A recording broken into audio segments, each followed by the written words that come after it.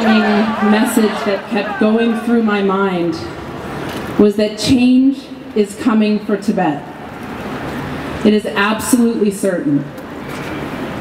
We can see it in China, we can see it in the world, and most importantly, we can see it in Tibet. The proof that change is coming.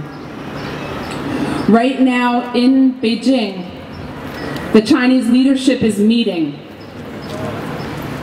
They are there to, in part, rubber stamp Xi Jinping as the new president of China. He's already taken on the role as the head of the Chinese Communist Party. Now they will officially announce on Friday he is the new president of China. But if you look at what is happening in China today, if you look at even the words of the outgoing premier, Wen Jiabao, listen to what they're saying. Against all of their desires, against all of their will to hold on to power, even they know that it's coming to an end. They know change is on the horizon.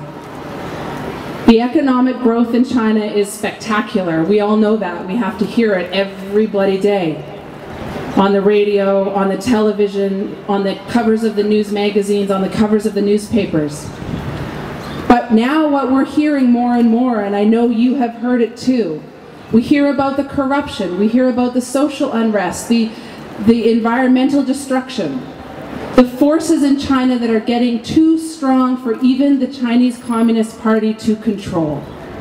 No amount of force, no amount of lies, no amount of deceit can stop the change, the tide that is turning, the change that is coming inside China. And so the Chinese premier, Wen Jiabao, said in his speech at the opening of the National People's Congress in Beijing just this past week, he said, there are great challenges and we have to adjust.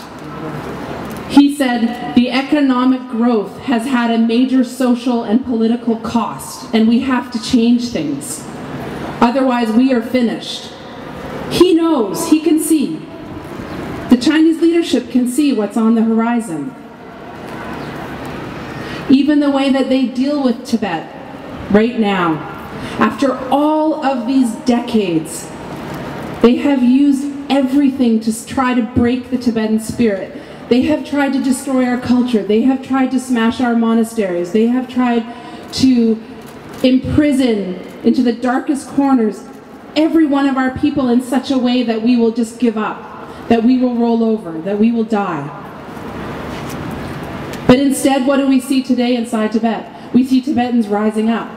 We see a new generation rising up. Tibetans who have never known anything but a life under occupation and with no freedom, with no free speech, with no free assembly, with none of the things that we're doing here today. A new generation of Tibetans is completely committed to change and fighting for their rights at any cost. They still remain nonviolent. They may even give their bodies in this fire sacrifice, but they're not lashing out. They are not going after the Chinese military. They're not going after the Chinese police. They're not even attacking the Chinese settlers. But they are demonstrating the commitment with the sacrifice of their own lives. And we may not want to see it. It may make us sad. It may make us depressed. But it is a sign, after all of these long decades, that change is coming. And if you look in the world today, and if you see how people talk about China, and if you see how some of our governments are actually starting to look at the Tibetan issue, if you see that on Friday in Washington, D.C., the new Secretary of State, John Kerry, presented one award to one of Tibet's greatest heroes, a writer named Tsering Wese. She lives in Beijing. He presented to her, in absentia, one of the International Women of Courage Awards at the State Department. He said in his speech, in his introduction of Wese, he didn't just call her a woman of courage. He talked about the fact that she is giving voice through her writings, through her blog, Invisible Tibet, which she writes from Beijing itself. talked about how she is giving voice to the voiceless, how Tibetans are suffering, how the Chinese government is trying to stop the flow of information from Tibet, and this woman is trying to get it out, and she's risking everything, and she's not allowing fear to stop her. He used very strong language, actually, to talk about one of our Tibetan patriots, one of our Tibetan heroes.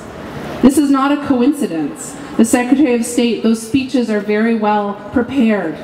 And all of the policy people and all of the people in the US government that look at such a speech, they don't allow strong words to be used unless there are strong words that are being felt are appropriate at the highest levels.